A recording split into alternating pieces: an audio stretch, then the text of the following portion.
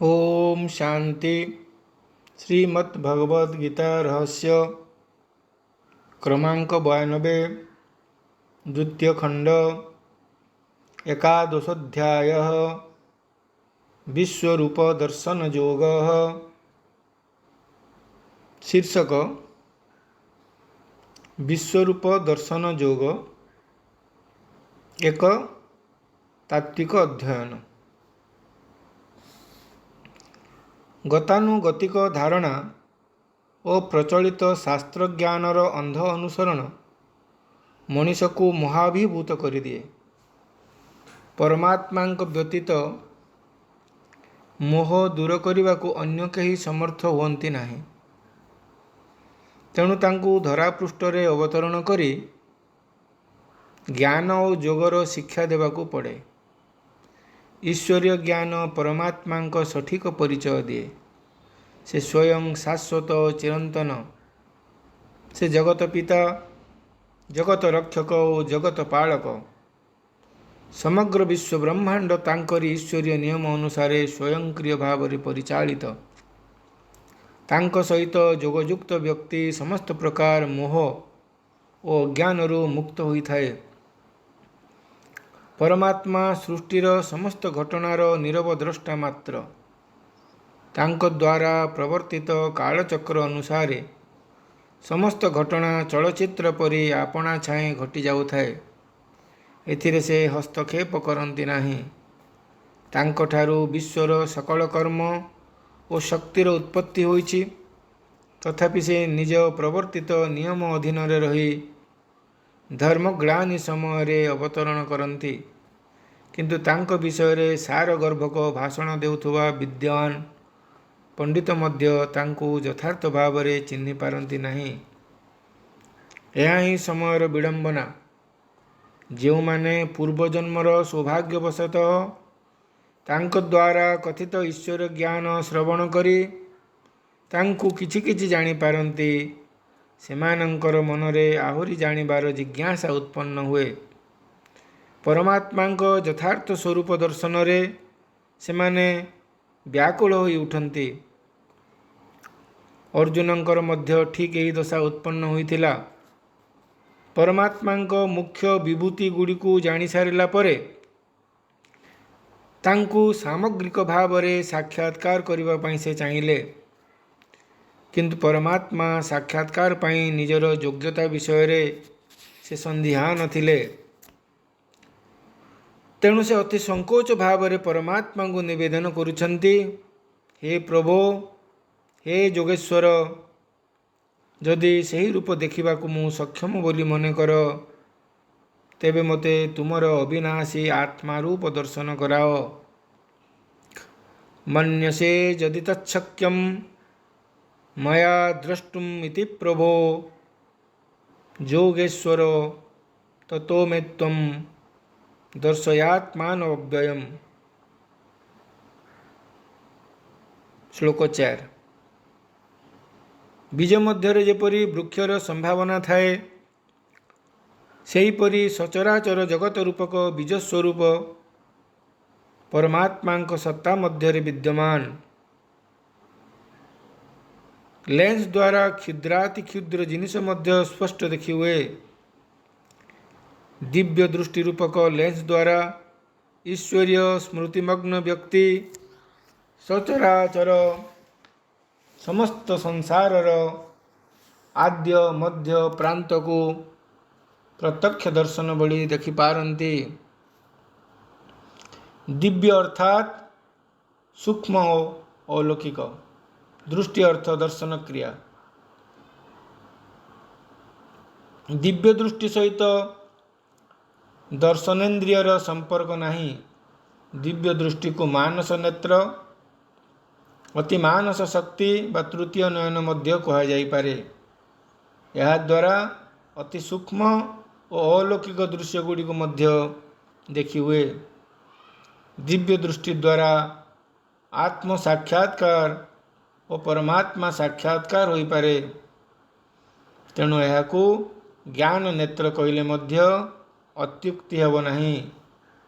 मानस चक्षु द्वारा अर्जुन विश्वरूप दर्शन प्रकरण रे वर्णित दृश्यगुड़िक देखिपारे। एथिपाई तांकु परमात्मा विशेष कृपा प्राप्त होइथिला। ईश्वरीय ज्ञान श्रवण करी करी अर्जुनंकर मोह किछि परिमाण रे नष्ट होइथिला सत, किंतु से पर्यंत परमात्मा प्रकृत स्वरूप विषय रे जहा शुणी आसीथिले सेतिकिरे से संपूर्ण विश्वास करि पारि नथिले। गतानुगतिक विश्वास और शास्त्राध्ययन जनित ज्ञानरू परमात्मा स्वरूप विषय जहाँ तांको अवधारणा थिला ताहा केवल ज्ञान श्रवण द्वारा दूरीभूत हो पारि नथिला। तांको मनरे तथापि मध्य संशयर किछि अंश मझिरे मझिरे उंकी मारुथिला। तांको संशय बुद्धि परमात्मा को साक्षात्कार द्वारा प्रमाणित करने को चाहिला। परमात्मा को ज्ञान नेत्र द्वारा जानी हुए। ईश्वरीय ज्ञान लाभ द्वारा ज्ञान नेत्र उन्मीलित हुए। उपयुक्त लेंस विशिष्ट चश्मा व्यवहार कले क्षीण दृष्टि शक्ति विशिष्ट व्यक्ति छोट छोट जिनिस को स्पष्ट भाव में देखिपारे, किंतु लेंसर शक्ति संपृक्त व्यक्तिर दृष्टि दोषर मात्रा अपेक्षा कम बा बेसी हेले दर्शन रे मध्य त्रुटि हुए। अन्य पक्षरे अंध व्यक्ति को जेतिकी शक्तिशाली लेंस युक्त चश्मा देले मध्य से देखिबाकू समर्थ होई पारे नहीं। अर्जुन को दिव्य दृष्टि मिलिथिला सत, किंतु तांको बुद्धि नेत्ररू संशय रूपक परल संपूर्ण अपसारित होई नथिला। दिव्य नेत्र द्वारा साक्षात्कार हुए। यही साक्षात्कार अनेक समय रे व्यक्तिर भावना द्वारा प्रभावित हुए, कारण नेत्र वस्तु को देखे नहीं, नेत्र द्वारा ताहा देखा जाए। अन्य मनस्क व्यक्ति चक्षु खोला थिले मध्य सम्मुखरे थिबा वस्तु देखिपारे नहीं। परमात्मा को ठारू दिव्य नेत्र पाई सुद्धा अर्जुन तांकर प्रकृत स्वरूप दर्शन करि पारिले नहीं। पूर्वरु तांक मन को महाविनाशर जो भय ग्रास करिथिला से सबकु से विभिन्न प्रकार भयंकर रूप से साक्षात करने को लगिले और भयभीत हो पड़िले। तांक मनरे पुनश्च संशय जात हैला। पूर्वरु परमात्मा को ठारू तांको विषय से जहा शुणिथिले सेही स्वरूप सहित ताहा मेल खाइला नहीं। ये अद्भुत साक्षात्कार विषय से जानिबा को इच्छा करी परमात्मा को प्रश्न कले, हे उग्र रूपधारी तुम्हें किए मते कुह। हे देवश्रेष्ठ तुमको नमस्कार, तुम्हें प्रसन्न हुओ। आदि पुरुष तुमको जानिबा को मु इच्छा करे, कारण तुमर ये साक्षात्कार उद्देश्य कौन मु जानी पारु नहीं। आख्या हि मे को भवानुग्र रूपो नमस्तुते देव वर प्रसीद। विज्ञातुमिच्छामि भवन्तमाद्यं न हि प्रजानामि तव प्रवृत्तिम। श्लोक 31। परमात्मा जगतरे अधर्मर विनाश और धर्म संस्थापना पाई अवतरण करती। सत्ययुगीय दैवी दुनियार पुनस्थापना पाई कलिजुगीय आसुरु दुनियार विनाश करिबा अवश्यंभावी होई पड़े। अर्जुन तांको साक्षात्कार रे यही महाविनाश को दर्शन करिसंती। यार उत्तर देवाकू जाई से कहिले, समस्त लोक क्षयकारी वर्धित काल स्वरूप वर्तमान मु समस्तंकु संहार करिबा पई अवतीर्ण होईछि। कालोस्मि लोकक्षयकृत प्रवृद्धो लोकान समाहार्तुम इह प्रवृत्तः। पाप भार रे भाराक्रांत सृष्टिर विनाश पाई प्रतिकल्पर अंतिम पर्याय रे परमात्मा को अवतरण करने को पड़े। महाविनाशर अर्थ संपूर्ण भाव रे स्थूल जगतर ध्वंस साधन नुहे। यार अर्थ आसुरी सभ्यतार संपूर्ण विनाश। या सहित दैवी सभ्यतार स्थापना मध्य समांतराल धारा रे चले। तेणु यहाकू महाविनाश बोली कहा जाए। जन्म मृत्यु परी स्थापना और विनाश गोटे मुद्रार उभय पार्श्व। केवल आदि सनातन धर्म द्वारा ही दैवी सभ्यतार पुनर्स्थापना संभव। ଏହି ଶାଶ୍ୱତ ଧର୍ମର ପୁନରୁଦ୍ଧାର ବିନା ଆସୁରୀ ସଭ୍ୟତା ବା ଅଧର୍ମର ମହାବିନାଶ ସମ୍ଭବ ନୁହେଁ।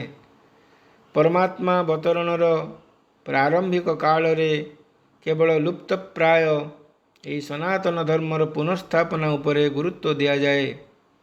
ତେଣୁ ଗୀତାରେ ତାଙ୍କୁ ଶାଶ୍ୱତ ଧର୍ମଗୋପ୍ତା ବୋଲି କୁହାଯାଇଛି। ପରମାତ୍ମା ସର୍ବଜ୍ଞ ଅର୍ଥାତ୍ ଆତ୍ମା, ପରମାତ୍ମା, ପ୍ରକୃତି, କର୍ମ, ଅକର୍ମ, ବିକର୍ମ, ସ୍ଥାପନା, ପାଳନା, ବିନାଶ ଆଦି ସମସ୍ତ ଜ୍ଞାନର ଏକମାତ୍ର ଜ୍ଞାତା। ମନୁଷ୍ୟ ମଧ୍ୟରେ ନିତ୍ୟ ନୂତନ ଆଧ୍ୟାତ୍ମିକ ଜ୍ଞାନର ବିକାଶ ତାଙ୍କର ହିଁ ପ୍ରକାଶ। ସମସ୍ତ ଜ୍ଞାନର ସେ ଏକମାତ୍ର ଜ୍ଞେୟ। ଜ୍ଞାନ ଦ୍ୱାରା ତାଙ୍କୁ ଅନ୍ତରଙ୍ଗ ଓ ସମଗ୍ର ଭାବରେ ଜାଣି ହୁଏ। ଜୀବନର କ୍ଷୁଦ୍ରତା, ଅଜ୍ଞାନତା ଓ ଅପୂର୍ଣ୍ଣତା ତ୍ୟାଗ କରି ଊର୍ଦ୍ଧ୍ୱଗାମୀ ହେଲେ ପରମାତ୍ମାଙ୍କ ଅନନ୍ତ ଗୁଣାବଳୀର ଉପଲବ୍ଧି କରି ହୁଏ। ଏଥିପାଇଁ ତାଙ୍କୁ ଅନ୍ତରଙ୍ଗ ଭାବରେ ଦେଖିବାକୁ ହେବ। ମାନବ ଶରୀରରେ ତାଙ୍କ ଅବତରଣର ଏହା ହିଁ ଉଦ୍ଦେଶ୍ୟ। ଅନ୍ୟଥା ମାନବାତ୍ମାମାନଙ୍କୁ ମାନବୋଚିତ ସମସ୍ତ ସମ୍ବନ୍ଧର ଅନୁଭବ କରାଇବା ସମ୍ଭବ ନୁହେଁ। ଜୀବନର ପ୍ରତ୍ୟେକ ପଦକ୍ଷେପରେ ତାଙ୍କ ସହିତ ଯୋଗଯୁକ୍ତ ହୋଇ ମନୁଷ୍ୟାତ୍ମା ଚରମତମ ପୂର୍ଣ୍ଣତା ଓ ସାର୍ଥକତା ଲାଭ କରେ। ଏହା ହେଉଛି ବିଶ୍ୱରୂପ ଦର୍ଶନର ଅନ୍ତର୍ନିହିତ ଭାବ।